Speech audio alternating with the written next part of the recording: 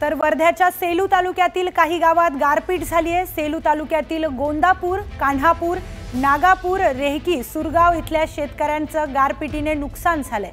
पपई, तीळ, केळी या पिकांना मोठा फटका बसला आणि याचाच आढावा घेतलाय आमचे प्रतिनिधी नरेंद्र मते यांनी। पाहूयात।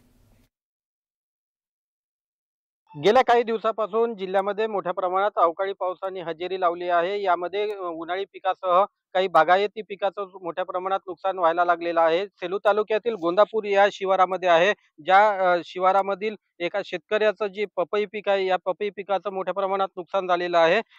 5 ते 6 फुटाचे जे हे पपईचे झाडं आहेत आणि त्याला बहर सुद्धा आलेला आहे। काही दिवसातच याला फळधारणा झाली असती, मात्र अजून या ठिकाणी मोठ्या प्रमाणात जवळपास अर्धा ते पाऊण तास गारपीट झालं, त्यामुळे या पिकाचं मोठ्या प्रमाणात नुकसान झालं। आपण जर बघितलं तर हे याचे जे पानं आहे हे मोठ्या प्रमाणात फाटल्या गेलेले आहे। जे फुल आले होते, फळ आले होते ते जे गारपीट आहे या गारपिटीमुळे खाली पडल्या गेले, काहींना मार लागला, त्यामुळे हे पीक आता येणं शक्य नाही। ज्या ठिकाणी मल्चिंग केलं होतं ते मल्चिंगचं सुद्धा मोठ्या प्रमाणात नुकसान झालेलं आहे।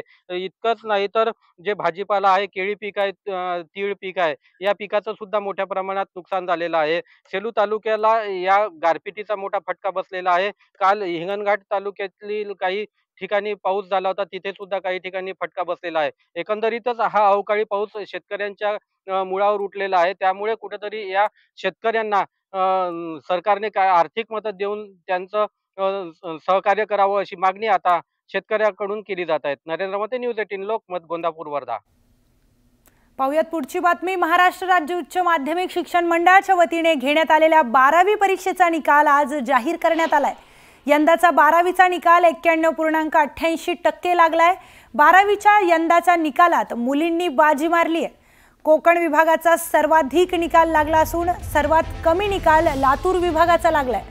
निकालाआधी बोर्डाची पत्रकार परिषद पार पडली, यामध्ये परीक्षा संदर्भात महत्त्वाची माहिती देण्यात आली।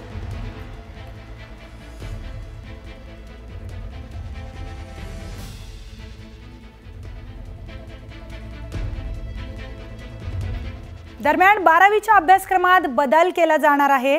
वर्ष 2027 ते 2028 मध्ये 12वीची नवीन अभ्यासक्रम येणार आहे। शिक्षण मंडळाकडून ही मोठी घोषणा करण्यात आली।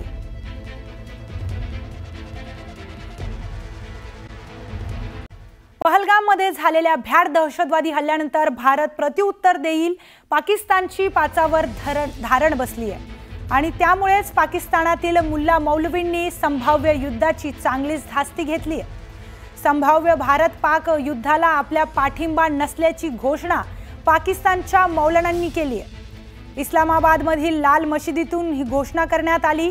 एक प्रकारे या मौलवींनी आगामी संघर्षातून दूर राहण्याची भूमिका घेतली आहे। हा एक प्रकारे पाकिस्तानी सैन्य आणि सरकारला धक्का असल्याचं मानलं जातंय। याचबरोबर पाकिस्तानमधल्या कट्टरपंथी मौलानांनी पुन्हा एकदा भारत आणि इथल्या हिंदू विरोधात गरळ ओकली आहे। मुफ्ती अब्दुल रहीम आणि मौलाना तरीक मसूद यांनी वादग्रस्त वक्तव्य केलंय। पाकिस्तानच्या अणु कार्यक्रमाला अल्लाहनंच मदत केली आहे। पाकिस्तानी सेना, जिहाद आणि इस्लामी संघटनांचा अल्लाहचाच पाठिंबा आहे। भारताला गाडण्यासाठी सर्व युवकांनी पुढे यावं असं आवाहन या मौलानांनी केलंय। फिर देखें कि दुनिया जैसी तब्दील हुई और दुनिया में ताकत का तवाज़ुन तब्दील हुआ और ताकत अफराद से लेकर मशीनों पर चली गई और फिर मशीनों से आगे टेक्नोलॉजी और साइंसी चीज़ें और एटमी उसके ऊपर, तो अल्लाह ताला ने फिर हमें एटमी क़ुव्वत भी हमें अता फरमाई। और किस हाल में अल्लाह ने हमें एटमी क़ुव्वत हमें अता फरमाई कि हमारे यहाँ न कोई सुई बनाने वाला था न, लेकिन इसमें यहाँ अल्लाह ने ऐसे हालात पैदा फरमाए। ये भी इसकी अलामत है कि ये ममलकत खुदादाद है और जो लोग इसको ख़राब करने की कोशिश कर रहे हैं वो झक मार रहे हैं। सबसे बड़ा फितना अंग्रेज़ों के आने के बाद वो ख़त्म नबूवत के ख़िलाफ़ जो उन्होंने कादियानियों को उठाया और इतना बड़ा उन्होंने एक फितना बर्पा किया, उस फितने को ख़त्म करने के लिए कितनी कोशिशें हुई, उसमें भी अल्लाह ने पाकिस्तान को मुंतखब किया। सबसे पहला फैसला इसमें पार्लियामेंट में सिर्फ मौलवी या उलमा मुफ्ती नहीं थे, सारे लोगों ने मिलकर उनको गैर मुस्लिम उनको करार दिया। जी बिल्कुल, तो एक बहुत बड़ा काम ये हुआ। जब से पाकिस्तान बना है उस वक्त से लेकर अब तक जितने भी पाकिस्तान के ऊपर हालात बीते हैं या हमने खुद हालात ऐसे बनाए हैं, अल्लाह ताला ने इस रियासत को ऐसे बचाया है, बाल बाल बचा कर अल्लाह ने यहाँ तक हमें पहुँचाया है।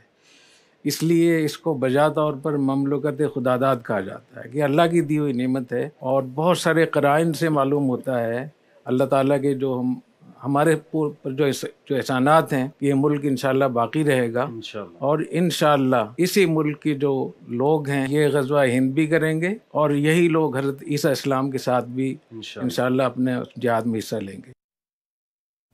याचबरोबर पहलगाम हल्ल्यामागे दहशतवादी संघटनेचा हात असल्याची माहिती आता सूत्रांकडून मिळते। हल्ल्यामागे दहशतवादी संघटना अल उमर मुजाहिदीनचा हात असून अल उमर मुजाहिदीनचा कमांडर मुश्ताकनं हल्ल्यात मदत केल्याची माहिती एनआयएच्या सूत्रांकडून मिळते।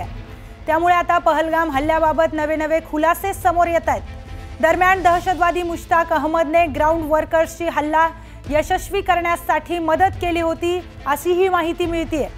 त्यामुळे आता घडामोडींना वेग आलाय आणि या प्रकरणी तपास यंत्रणांकडून अधिकचा तपास सुरू आहे।